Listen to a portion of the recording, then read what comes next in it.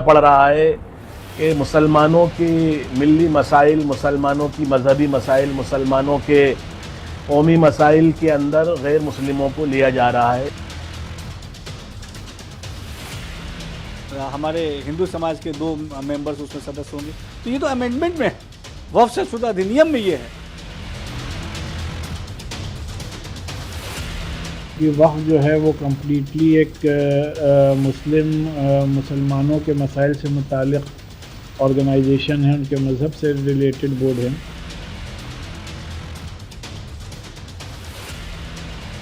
वक्फ की जो संपत्तियां हैं उनका ऑडिट होना चाहिए। वक्फ अधिनियम 47C के तहत वो राज्य सरकार को पूरा राइट है, पूरा अधिकार है कि वो सारी संपत्तियों का ऑडिट करा सकती है।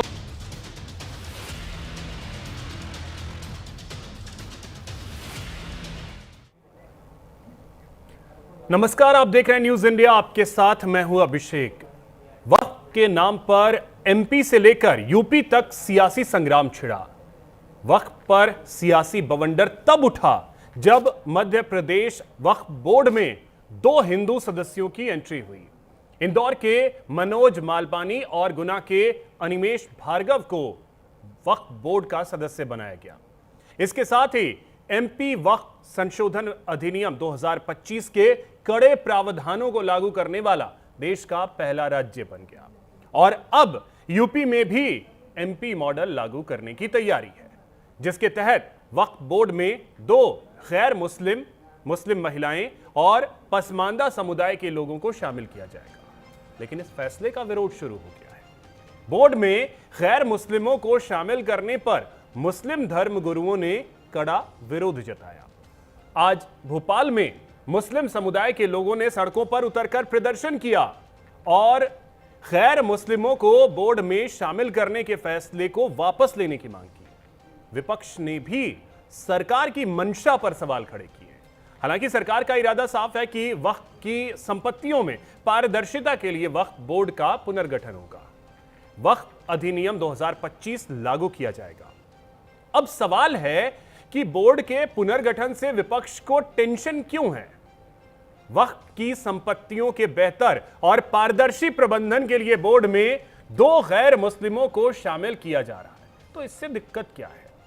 आज चर्चा इसी मुद्दे पर होगी, लेकिन सबसे पहले एक रिपोर्ट आपको दिखाते हैं।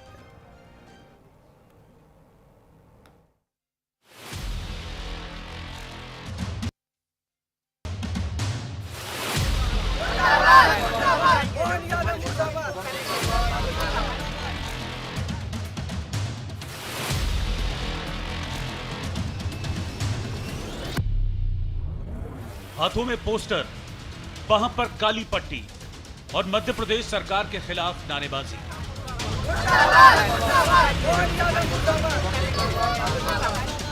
मुस्लिम समुदाय के विरोध प्रदर्शन की ये तस्वीरें हैं मध्य प्रदेश की राजधानी भोपाल की, जहां वक्फ बोर्ड में 2 हिंदू सदस्यों के शामिल करने पर विरोध तेज हो गया। जुमे की नमाज के बाद मुस्लिम समुदाय के लोगों ने वक्फ बोर्ड में हिंदू सदस्यों के शामिल होने पर विरोध जताया। मुस्लिम समुदाय ने विरोध के सुर तब बुलंद किए जब मध्य प्रदेश वक्फ बोर्ड में 2 हिंदू सदस्यों की एंट्री हुई। इंदौर के मनोज मालपानी और गुना जिले के राघोगढ़ के रहने वाले अनिमेश भार्गव को बोर्ड का सदस्य बनाया गया। इसी के साथ मध्य प्रदेश वक्फ संशोधन अधिनियम 2025 के कड़े प्रावधानों को लागू करने वाला पूरे देश का पहला राज्य बन गया और अब देश के सबसे बड़े सूबे यानी उत्तर प्रदेश में भी एमपी मॉडल लागू करने की तैयारी है। बताया जा रहा है कि यूपी में सुन्नी वक्फ बोर्ड में कुल 11 मेंबर्स होंगे। वक्फ बोर्ड में 1 चेयरमैन और 10 सदस्य होंगे। 2 गैर मुस्लिम मेंबर्स को भी बोर्ड में शामिल किया जाएगा। बोर्ड में महिला मेंबर्स की नियुक्ति होगी। इसके अलावा पसमानदा मुस्लिम समाज का भी बोर्ड में प्रतिनिधित्व होगा। उत्तर प्रदेश में भी वक्फ बोर्ड, सुन्नी वक्फ बोर्ड जो है इस समय वर्तमान में रिक्त है। आने वाले दिनों में जब सुन्नी वक्फ बोर्ड का गठन होगा तो जो वक्फ अधिनियम संशोधन अधिनियम के अनुसार जो गाइडलाइन है, उस गाइडलाइन के अनुसार उत्तर प्रदेश में भी उस अधिनियम के माध्यम से वक्फ के बोर्ड का गठन होगा, जिसमें पिछड़े मुसलमानों को रखा जाएगा, मुस्लिम महिलाओं को रखा जाएगा, ऐसे हमारे हिंदू भाई समाज के 2 भाइयों को रखा जाएगा। जो भी उस प्रावधान में जो भी गाइडलाइन है, उस गाइडलाइन के अनुसार ही आने वाले दिनों में उत्तर प्रदेश में भी वक्फ बोर्ड के फॉर्मेशन होगा। यूपी के अल्पसंख्यक कल्याण राज्य मंत्री ने ऐलान किया है कि नए नियम कानून के तहत वक्फ बोर्ड का गठन होगा। गैर मुस्लिम समुदाय से बोर्ड में 2 लोगों को शामिल किया जाएगा, लेकिन इस ऐलान पर सियासी घमासान छिड़ गया। एक ओर समाजवादी पार्टी के नेता भड़क उठे तो दूसरी ओर मुस्लिम धर्मगुरुओं ने विरोध के सुर बुलंद कर दिए। वक्फ जो है वो कम्प्लीटली एक मुसलमानों के मसाइल से मुतालिक ऑर्गेनाइजेशन है, उनके मज़हब से रिलेटेड बोर्ड है, जिसमें कि अगर आप देखें तो उन्होंने एवरेज जितनी भी वक्फ प्रॉपर्टीज़ हैं ऑल ओवर द कंट्री, उसमें 90% property are in the form of masjid, kabristan, graveyard और मदरसे या इमाम बाड़े। तो लिहाजा उनको किस तरीके से मैनेज करना है एज़ पर इस्लामिक लॉ, उसका इल्म ज़ाहिर सी बात है मुसलमानों ही को है, तो लिहाजा उसमें मुसलमानों ही को मेंबर्स रखना चाहिए। इस वक्फ प्रॉपर्टी से या तो मुसलमान, गरीब बेवा, गरीब बच्चा जो पढ़ना चाहता है उसके लिए, या जो मस्जिदों में इमाम लोग हैं उनकी तनख्वाह, उनके रखरखाव का मसला है। इसके अलावा कुछ भी नहीं है, खालिस रिलीजियस मैटर है। इसमें सियासत हो रही है, पहली सरकारों ने भी सियासत की, अब भारतीय जनता पार्टी भी सियासत कर रही है और 2 गैर मुस्लिमों को लाकर कहीं ना कहीं वो जो एक मुहावरा चल रहा है ना मुसलमानों को टाइट करने वाला, वो चल रहा है और कुछ भी नहीं।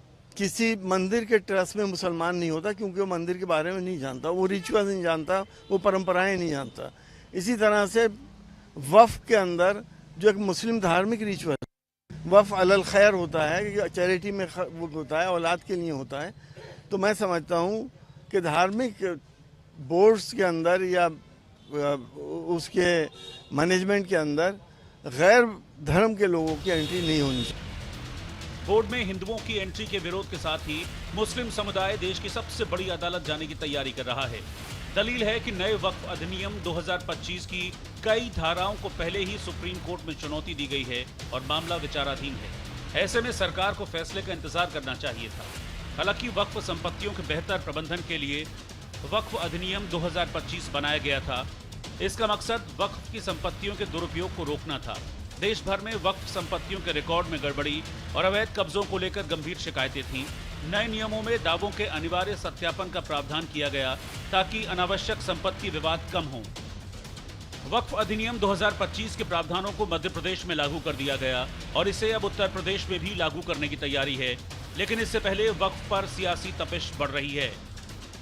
वक्फ के नाम पर हजारों हेक्टेयर लैंड प्रदेश में भी और देश के अंदर भी बेची गई।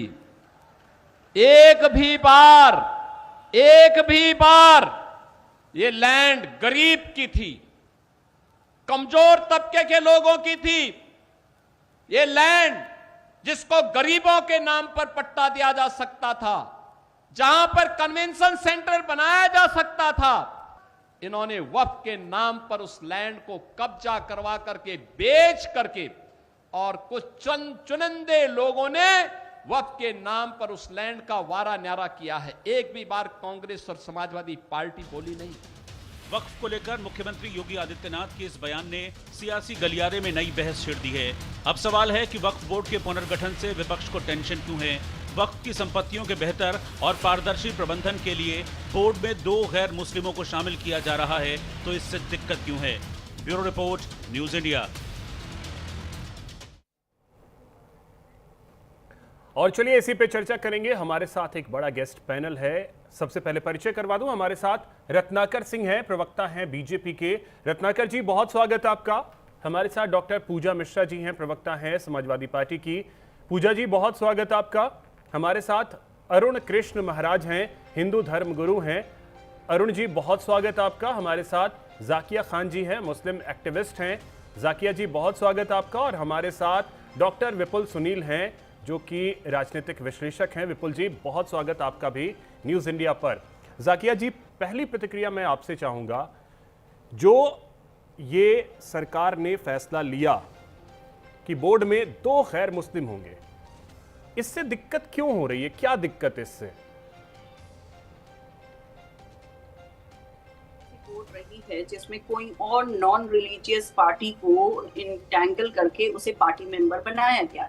अगर इसकी कोई भी एग्जाम्पलरी हमारे इंडियन गवर्नमेंट में है तो फिर हमें दिया जाए, तो डेफिनेटली हमारी सवाल गलत होगी। अदरवाइज हमारी भी इन्वॉल्वमेंट किया जाए राम मंदिर बोर्ड में या कहीं और भी, बिकॉज डेफिनेट सा बात है कि वहां पे इतनी ज्यादा चोरी हो रही है, वहां पे भी बहुत सारी चीजें हो रही हैं, वहां पे भी लोगों को जाना, मुस्लिम लोगों ने इतने बड़े बड़े फंड वहां पे दिए हैं, ऐसा तो नहीं है कि सिर्फ हिंदुओं ने दिए हैं, तो बहुत सारी चीजें वहां पे भी इन्वॉल्वमेंट है, तो वहां का भी एग्जाम्पल आप कर दीजिए कि ये डेफिनेटली एक्सेप्टेबल होगा। क्योंकि देखो आइन से बड़ा हम किसी चीज की ये नहीं मानते, लेकिन आइन को समाज को लेके चलना है, आइन को समाज को पिछड़ा कर या उसे दबा के आगे नहीं बढ़ना है। आइन का मतलब ही यही होता है कि आप समाज की होने वाली परेशानियों को सॉल्व करें, ना कि परेशानियां खड़ा करें। तो यहाँ पे सबसे पहले, दूसरा उन्होंने एक पसमिंदा समाज का एक शगुफा छोड़ा, कोई प्रॉब्लम नहीं है, लेकिन मुझे ये बताइए कि वक्फ बोर्ड कब स्टार्ट हुआ था? क्या उस टाइम में पसमिंदा समाज था? वो खुद आया है एनटीटी में 1990 के बाद या लगभग उसके आसपास। कैसे उसकी इन्वॉल्वमेंट की बात की जा सकती है? फिर कहा जा रहा है एक नया शगुफा कि भाई वुमेन्स को इन्वॉल्वमेंट कीजिए।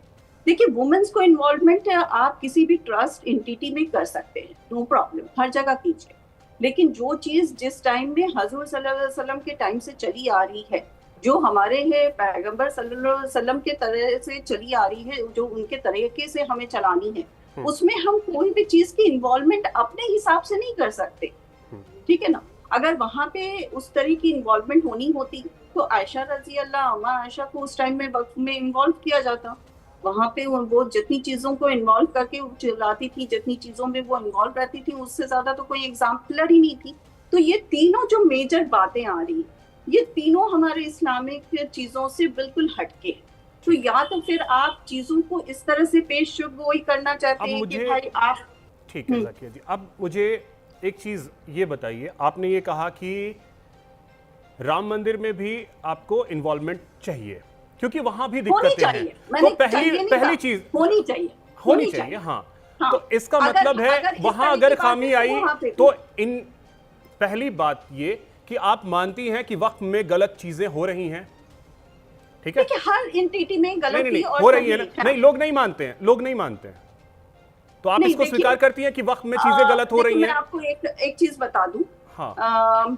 मेरे नाना ही वाज मैजिस्ट्रेट, ठीक है, और वो उस टाइम में वक्फ बोर्ड के चेयरमैन भी थे, लेकिन हमें वो मिसाल याद है नाना के जरिए जो हमारे उस्मान रजी अल्लाह अन्हु और हमारे अबू बकर रजी अल्लाह अन्हु करते थे। मैं आपको वहां तक पहुंचा रही हूँ बिकॉज आपका सवाल ही मैं जवाब दे रही हूँ। हाँ। तो उस टाइम में वो क्या था कि अगर वो ऑफिस के काम के लिए यानी वक्त के काम के लिए या ऑफिस के काम के लिए चिराग यूज करते थे, तो चिराग को फिर पर्सनल काम के लिए बुझा दिया जाता था। अगर उतनी ईमानदारी आज के जमाने में मिलती है तो डेफिनेटली वक्त सही चल रहा है। मॉनिटरिंग इज गुड, डेफिनेटली सही चल रहा है, नहीं डेफिनेटली सही चल नहीं। आपने बोला कि राम मंदिर में जांच चल रही है, एसआईटी जांच कर रही है और वहां चढ़ावा को लेकर के जो बातें हैं वो सबके सामने है। तो इन शॉर्ट आपने ये माना कि हाँ ठीक है, वक्त में भी गड़बड़ है। अब दूसरी चीज गड़बड़ है, चलिए मुझे अच्छा लगा कि आपने इस चीज को स्वीकार किया। अब दूसरी चीज, पसमानदा को अगर सहभागिता मिल रही है, इससे भी दिक्कत मैंने क्या कहा? नहीं, आपने वही बोला 90 में आ गए, 90 या 90 के बाद आए। देखिए मैंने कोई ऑर्गेनाइजेशन स्टार्ट किया, ठीक है, और मैंने ये इंटेंशन लेके इस ऑर्गेनाइजेशन को स्टार्ट किया कि ये बहुत आगे तक चलेगा, तो डेफिनेटली मुझे आगे आने वाले समाज को जोड़ते हुए चलना है। लेकिन कोई ऐसी ऑर्गेनाइजेशन जो खुद में अपनी अपना नियम है, अपना इस्लामिक एक एंटिटी को लेके चल रहा है, उसमें अगर कोई चीज की इन्वॉल्वमेंट होती है तो वो इस्लाम से रिलेटेड ही होनी चाहिए, बिल्कुल तो नया कुछ नहीं बाहर की ये चीज कैसे हो गई? पसमानदा मुस्लिम समाज को आप मुस्लिम नहीं मानती हैं? कीजिए, आप इसकी ट्रांसपेरेंसी को सामने लाइए। ट्रांसपेरेंसी की बात है, मुस्लिम समुदाय क्या पसमानदा को मुस्लिम नहीं मानता है? बिल्कुल मानते हैं। तो फिर अगर वो आ जाएंगे बोर्ड में तो क्या दिक्कत हो जाएगी इससे? मैंने कहा वजूद में कब आए हैं? वजूद मैटर ही नहीं करता है मैम, वजूद मैटर ही नहीं करता है। तब तो फिर आप किसी के हर किसी के लिए आप कहेंगे कि ये कब वजूद में आया, वो कब वजूद में आया, फिर तो ये दिक्कत हो जाएगी जाकिया मैम, ठीक है? और महिलाओं से भी आपको दिक्कत, एक महिला होकर के आपको दिक्कत हो रही है? जो चीज ऑलरेडी वहां पे चली आ रही है, देखिए ये कोई नॉर्मल ट्रस्ट तो नहीं है ना, कोई एनजीओ तो नहीं है ना कि हम बोलेंगे आप भी आ जाओ, आप भी आ जाओ, आप भी आ जाओ। बिल्कुल, दैट इज द पॉइंट। और आपने जो राम मंदिर का जिक्र किया, हर मस्जिद में अपनी एक कमेटी होती है, उस मस्जिद कमेटी में किसी को इन्वॉल्व नहीं किया जा रहा है, गैर हिंदू को एक बोर्ड में, कोई सनातन बोर्ड होता तो जरूर इसकी बात होती कि हां उस बोर्ड में एक मुस्लिम समुदाय का भी होना चाहिए, लेकिन ऐसा कोई सनातन बोर्ड नहीं है। ठीक है, अब हर मंदिर के अपने अपने ट्रस्ट होते हैं, जैसे मुस्लिम समुदाय में जो मस्जिद की कमेटियां होती हैं वहां कोई नहीं है, वहां सभी पूरा सिस्टम है, ये इस्लाम का एक पूरा सिस्टम है, निजाम है। अब इसमें आप मॉनिटरिंग तो वो अस्तित्व में कब आया? इस चीज को अब ये वक्फ बोर्ड अस्तित्व में कब आया? आप इसमें इन्वॉल्वमेंट करके तो आप सीधे हमारे इस्लामिक जो सिस्टम है उसको आप ठेस पहुंचाने की कोशिश कर रहे हैं ना। ठीक है, अब मैं आगे बढ़ रहा हूं। रत्नाकर जी, क्या जरूरत पड़ी इन चीजों की, ये विपक्ष कह रहा है, और आपने जाकिया जी को सुना होगा, उनको तो हर चीज, तीनों चीज से दिक्कत है कि गैर मुस्लिम क्यों, महिला क्यों, पसमानदा क्यों।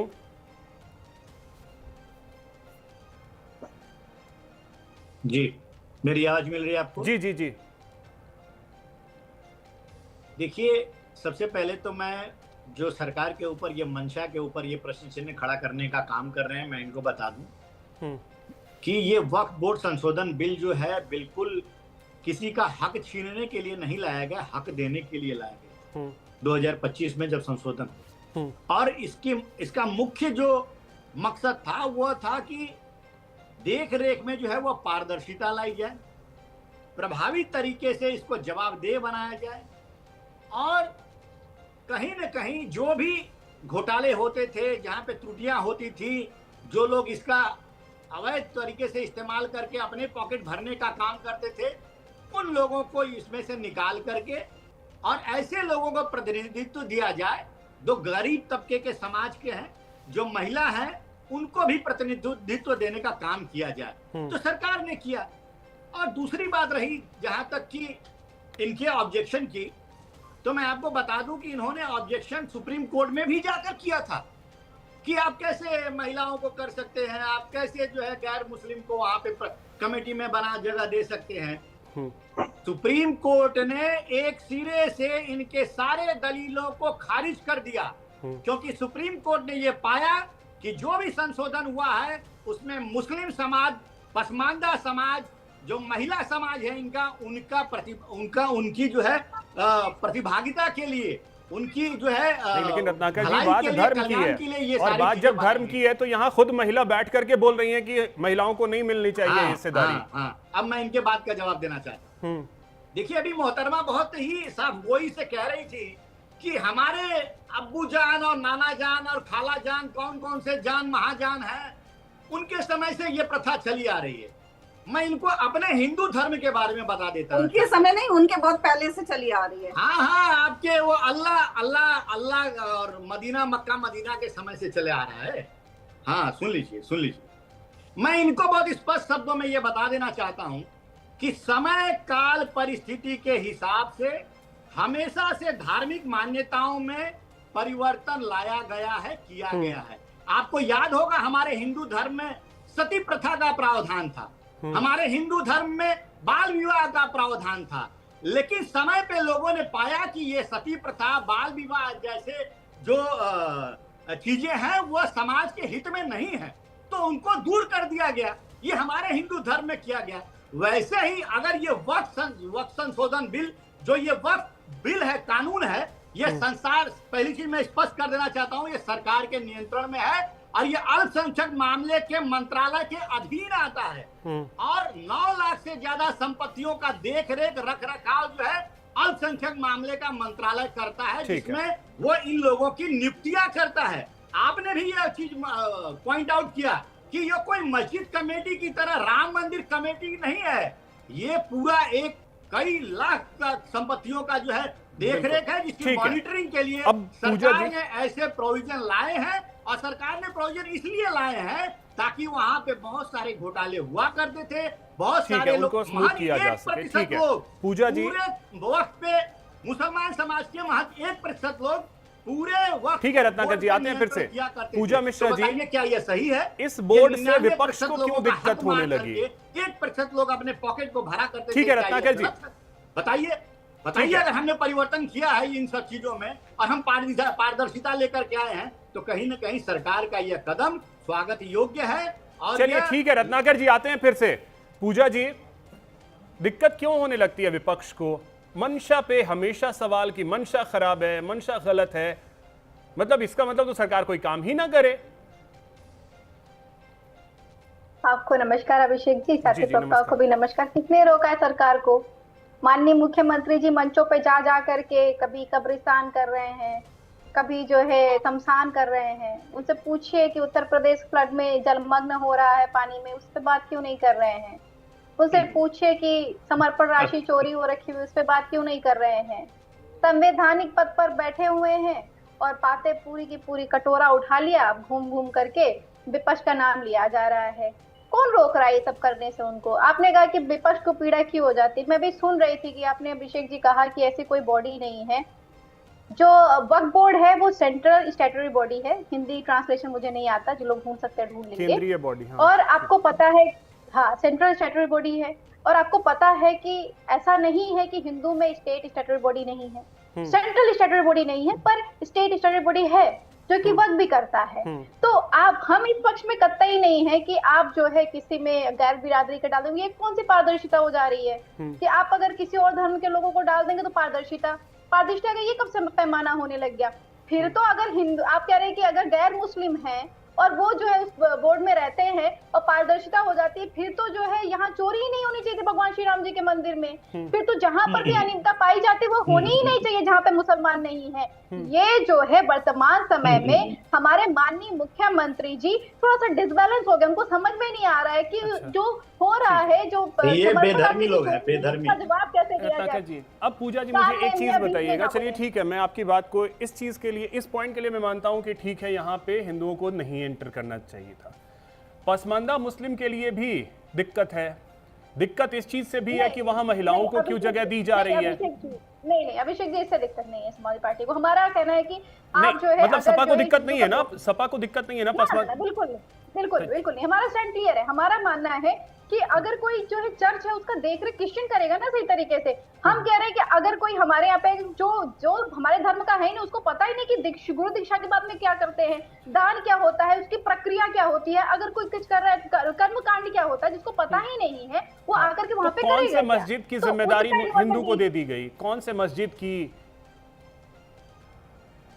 आपने मंदिर कहा, कौन से मस्जिद? नहीं मैं कौन से जो है मंदिर की जिम्मेदारी जो है मुस्लिम को दे दी गई? वही सबका अपने अपने पास है ना। चर्च का कोई हिंदू देखने जा रहा है ना कोई मुस्लिम देखने जा रहा है। वही हम भी कह रहे हैं कि हम नहीं चाहते कि कोई देखे। हमारा बस साफ साफ कहना है कि आप ये जो है, जो आर्टिकल 26 है, जो हर जो है धर्म के लोगों को अधिकार देता है कि वो अपने धर्म की चीजों की देखभाल करे, उसको प्रोपागेट करे, वो संविधान के आर्टिकल 26 को आप संरक्षित रखिए। तो मैं यही जानना चाहता हूँ, वक्फ बोर्ड में अगर 2 लोग को एंटर दिया गया है, जगह दी गई है, तो इसमें किस चीज का उल्लंघन हुआ? कहां दिक्कत आ गई? कौन सा धर्म जो है उस पे दिक्कतें आनी शुरू हो गई? मैं ये समझना चाह रहा हूं, अगर आप इसको समझा पाए। नहीं अभिषेक जी, अभी पहले तो आप ये समझिए कि ये चल रहा है कोर्ट में मामला।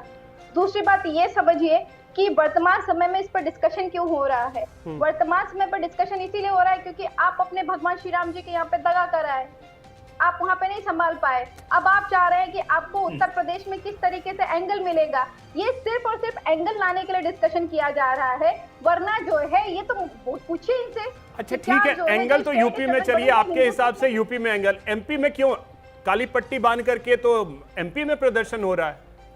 एमपी में क्या है?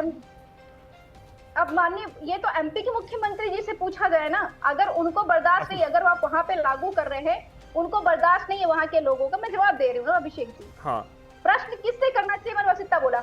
अगर आप मुझसे प्रश्न के आप जवाब लीजिएगा कि अगर आज के टाइम पे मुझे तो आरएसएस और बिहीप से परेशानी है कि भगवान श्री राम जी के मंदिर ट्रस्ट में शंकराचार्य और 13 अखाड़े क्यों नहीं रहे, मुझे तो वो चाहिए था। तो मुझे इस चीज में परेशानी है और मुझे लगता है कि हर धार्मिक के लोगों को अपने धर्म में किसी और धर्म का इंटरफेरेंस, एटलीस्ट 26 आर्टिकल उनको आजादी देता है, वो नहीं बर्दाश्त करेंगे, नहीं बर्दाश्त हो रहा उनसे। उनको लग रहा है ये कोई पारदर्शिता का पैमाना बिल्कुल भी नहीं होता है। अगर पारदर्शिता का पैमाना यही होता कि कोई गैर धर्म का व्यक्ति आपके यहाँ पे आ जाए, क्या गारंटी है ठीक कि उसके सकल मुझ लिखा नहीं है कि आप हिंदू हैं या तो सारे हिंदू। रत्नाकर जी 10 सेकंड में जवाब दीजिए, उसके बाद फिर मैं अरुण जी के पास जा रहा हूँ, जल्दी से 10 सेकंड में। देखिए अभिषेक जी, दो बातें हैं। एक तो ये कह रही थी कि धर्म में हस्तक्षेप करने की क्या जरूरत है। तो पहली चीज बहुत प्रमुखता के साथ मैं ये कहना चाहता हूं कि देखिए, जो लोग बोर्ड में शामिल किए जा रहे हैं गैर मुस्लिम, वो धार्मिक मसलों में कोई भी उनका हस्तक्षेप नहीं रहेगा। वो तो सिर्फ एडमिन और मॉनिटरिंग बॉडी के अंतर्गत जो है वो वहां पे काम करने के लिए जा रहे हैं। और ये संवैधानिक बॉडी है, संवैधानिक बॉडी है, सरकार जो है अपॉइंट कर सकती है। ये संशोधन में किया गया। दूसरी महत्वपूर्ण बात ये है, देखिए इनको क्या है ना, ये अभी कह रही थी, तमाम राम मंदिर का उदाहरण दे रही थी। ये बेधर्मी लोग हैं, मैं अभिषेक जी बता दूं, इनको वक्फ बोर्ड से सालों से घोटाले हो रहे हैं, तमाम तरह के घोटाले हुए। आज तक समाजवादी पार्टी का एक भी प्रवक्ता या नेता नहीं मिला मुझे जो ये खुला रूप से कह सके कि वक्फ बोर्ड में जो है वो धांधली हो रही है। लेकिन ये बेधर्मी लोग समाज में हमारे हिंदू समाज को बदनाम करने के लिए कभी कहेंगे। चलिए ठीक है रत्नाकर जी, अब मैं अरुण कृष्ण जी आपके पास आ रहा हूं और समझना यही चाहूंगा कि जब बात आस्था की है, चोरी हो गया तो ये हमारे धर्म। ठीक है रत्नाकर जी, रत्नाकर जी और पूजा जी, ठीक है।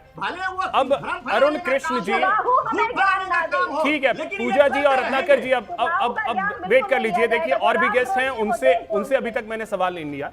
अरुण कृष्ण जी, आप क्या सोचते हैं, ये फैसला जो है वो सही है अल्पसंख्यक मंत्रालय का कि बोर्ड में, वक्फ बोर्ड में 2 गैर मुस्लिम को जगह दी जा रही है?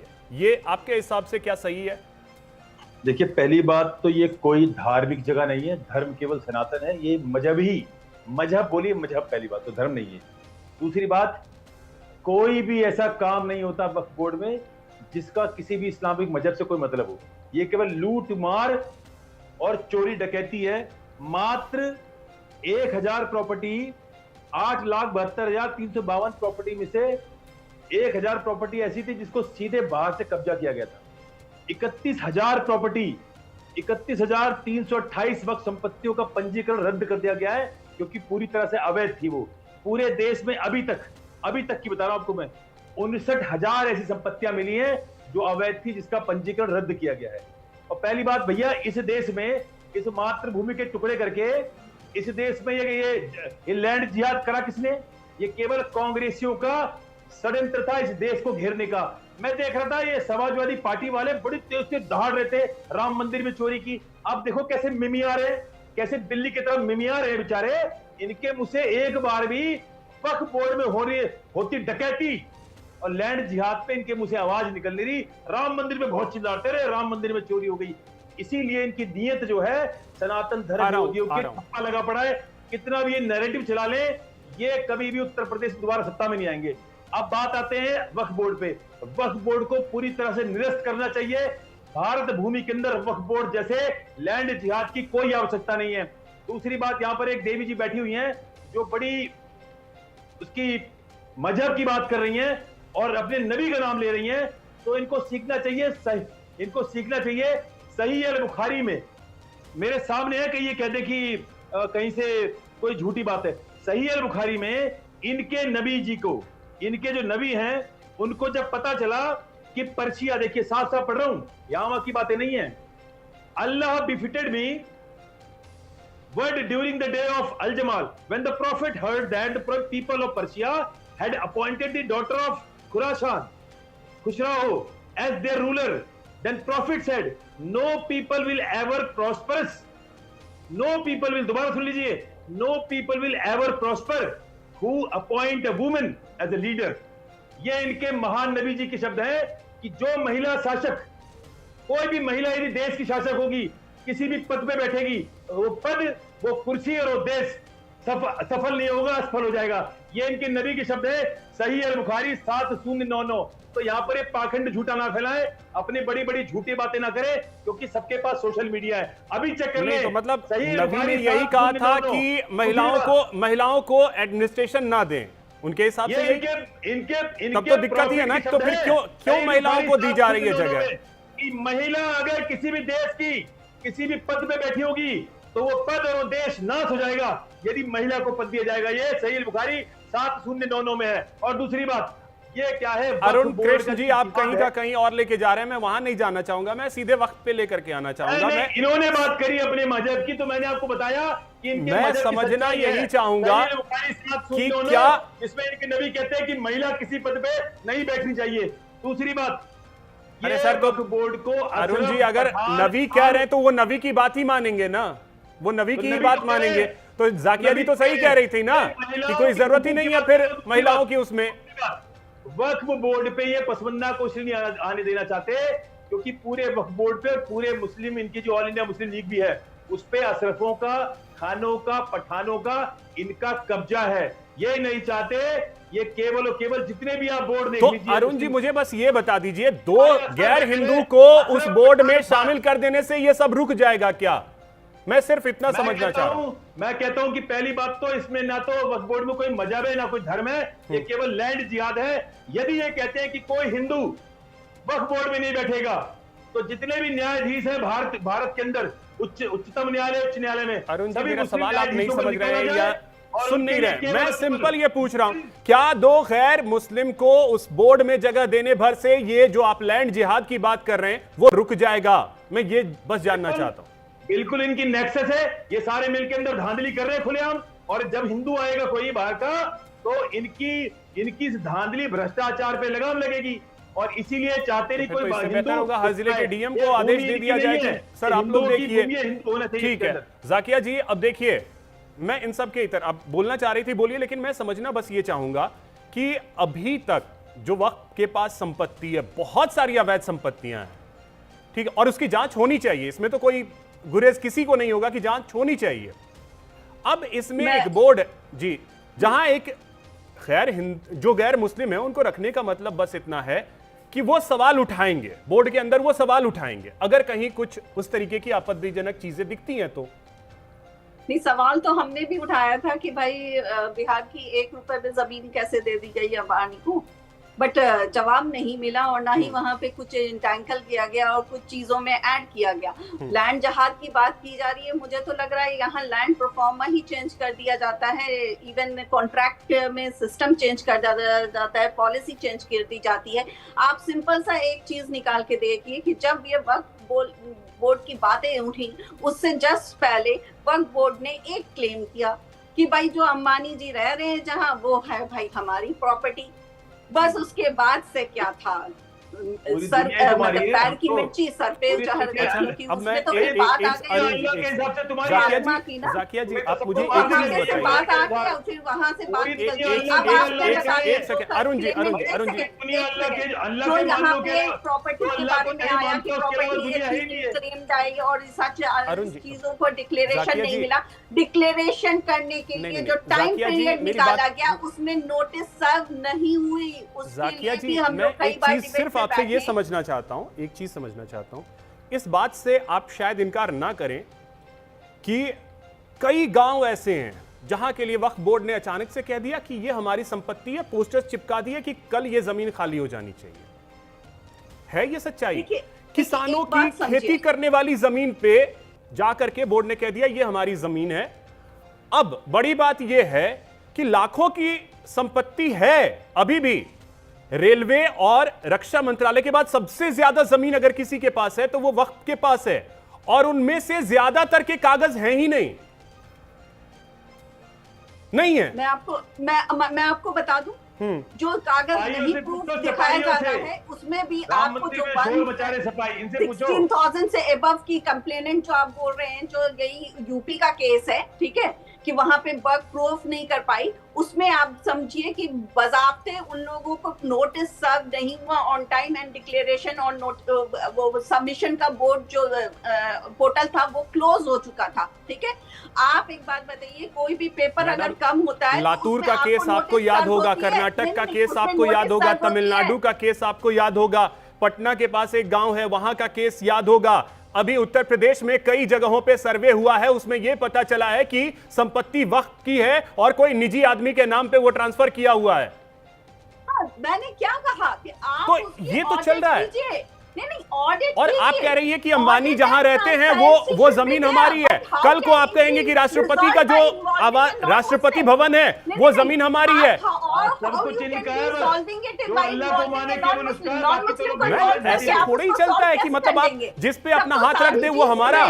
हर एक बोर्ड में, हर एक स्टेट बोर्ड में, सेंट्रल बोर्ड में इन्वॉल्वमेंट होनी चाहिए। रत्नाकर जी, अब सवाल ये है कि सत्ता में आप हैं सर, सवाल आप ही से पूछे जाएंगे। आज से नहीं है, 2014 से हैं, 12 साल हो चुके हैं।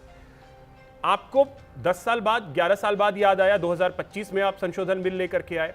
पहले और लाया जाना चाहिए था, और वो भी अभी पूरे देश में अप्लाई हुआ नहीं है।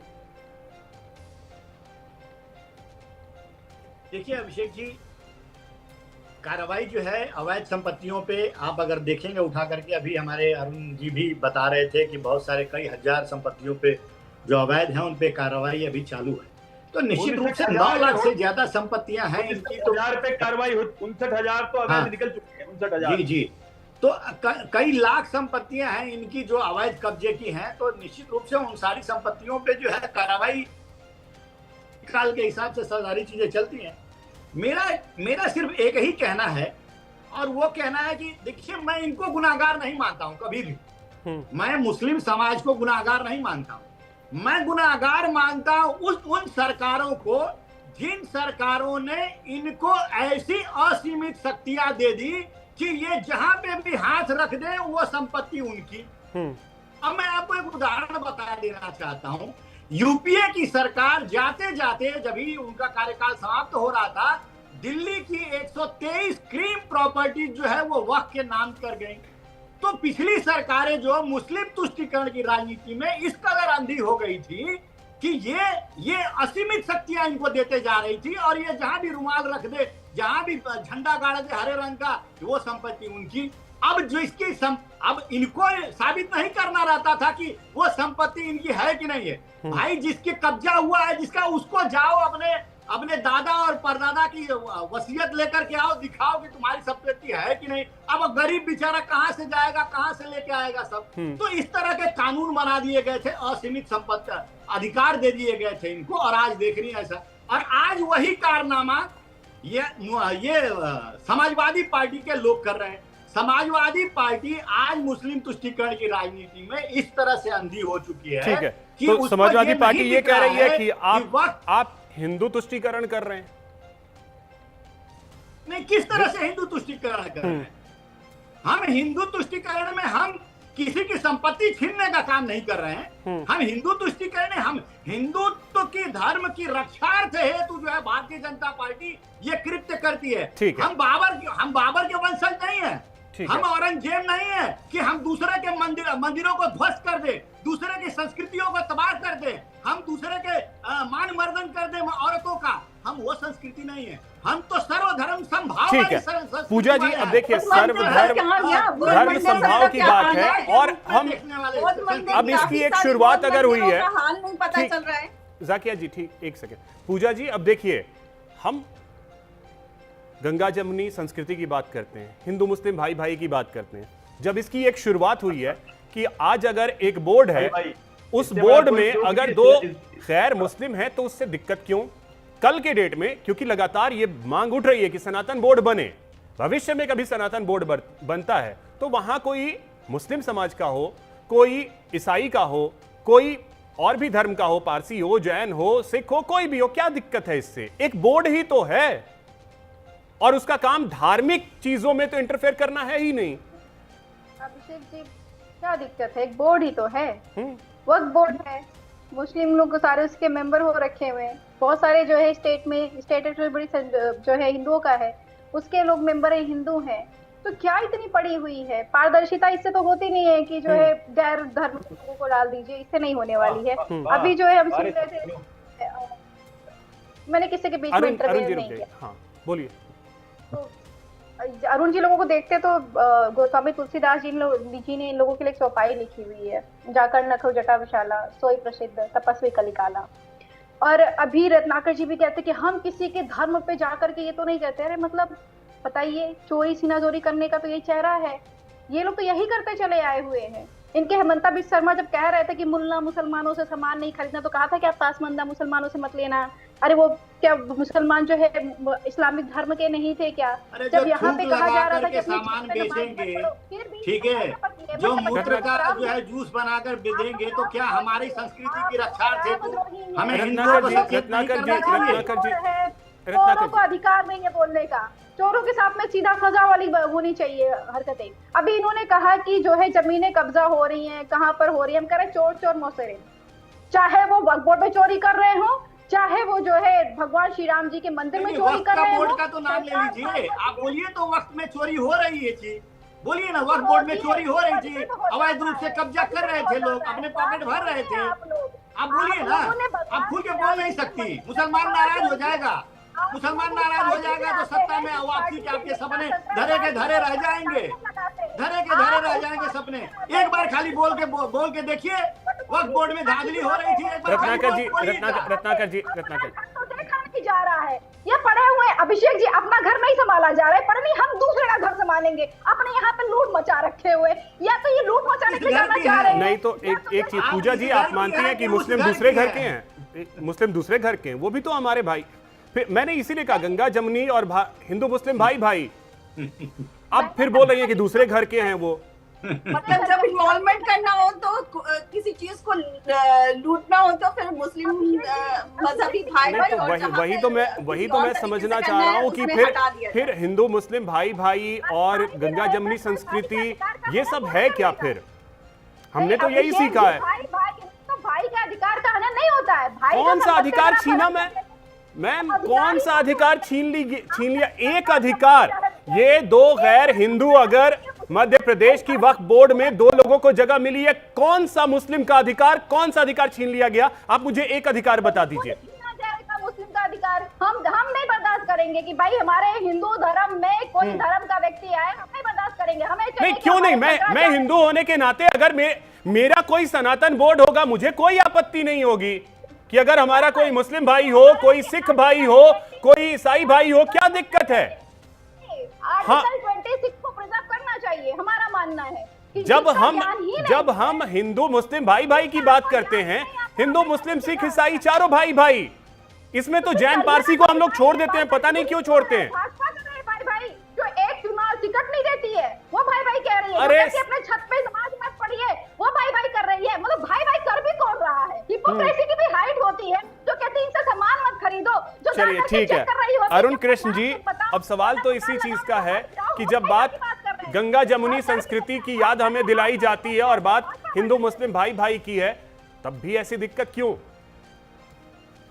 देखिए, इन्होंने एक चौपाई सुनाई तो मैं भी बता देता हूँ। युद्धों में कभी नहीं हारे, हम हारे हैं छल चंदों से, हर बार पराजय पाई है अपने घर के जय चंदों से। तो हमारे हिंदुस्तान का जो ये बेड़ा गर्क हुआ है, जय चंदों के कारण हुआ है। कुछ स्क्रीन पे बैठे हुए हैं जिन्होंने अपने मुस्लिम तुष्टीकरण के लिए इस देश का बेड़ा गर्क कर दिया, और ये कहती है कि हमारे हिंदू भाई क्या कुछ होगा, मुसलमान करेगा तो हम उसका विरोध करेंगे। इन लोगों ने हनुमानगढ़ी के पवित्र स्थल पर नमाज पढ़ाने के लिए इन्होंने ऑर्डर दिए थे, हाई कोर्ट ने हस्तक्षेप किया और तब नमाज रुकवाया इन सिपाहियों का। ये इतने बड़े ये लोग भ्रष्ट लोग हैं, इतने बड़े विधर्मी हैं, ये हनुमानगढ़ी के पवित्र स्थल पर इन लोगों ने नमाज पढ़वाई थी और हाई कोर्ट के हस्तक्षेप के बाद वो नमाज बंद हुई थी। और इन्होंने आजम खान जैसे हत्यारे को, आजम खान जैसे अपराधी को इन्होंने पूरा चलिए सर, सवाल यही है कि आखिर बोर्ड को अगर सुधारने की कोशिश होती है तो इससे भी दिक्कत क्यों होती है? चलिए ठीक है सर, वक्त मेरे पास इतना ही है। बहुत शुक्रिया आप सभी का हमारे साथ जुड़ने के लिए और इस चर्चा में शामिल होने के लिए। बहुत शुक्रिया आप सभी का। फिलहाल इतना ही, नमस्कार।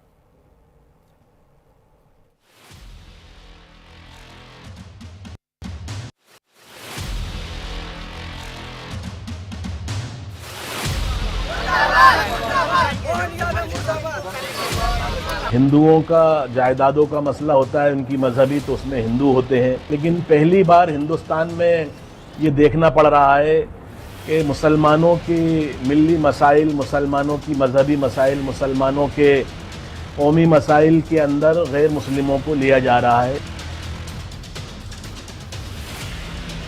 हमारे हिंदू समाज के 2 मेंबर्स उसमें सदस्य होंगे, तो ये तो अमेंडमेंट में है। वक्फ से शुदा अधिनियम में ये है कि वक्फ जो है वो कम्प्लीटली एक मुसलमानों के मसाइल से मुतालिक ऑर्गेनाइजेशन है, उनके मज़हब से रिलेटेड बोर्ड है।